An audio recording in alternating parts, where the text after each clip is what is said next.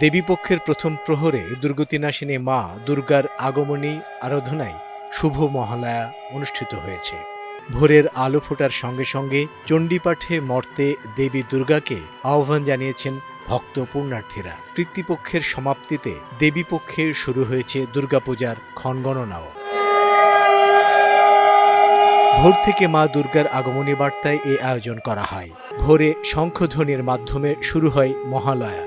এরপর চণ্ডীপাঠ, ঘট স্থাপন ও বিশেষ পূজা অর্চনা, সমবেত সঙ্গীত, মাতৃবন্দনা ও সমবেত নৃত্য অনুষ্ঠিত হয়। এছাড়া সনাতন ছাত্র যুব পরিষদের আয়োজনে চলছে ধর্মীয় বিভিন্ন সাংস্কৃতিক অনুষ্ঠান। মহালয়ার সবচেয়ে বড় আয়োজন ফুল, তুলসী ও বেলপাতা দিয়ে পূজা শেষে অন্য আনুষ্ঠানিকতায় মেতেছেন সনাতন সম্প্রদায়ের মানুষেরা।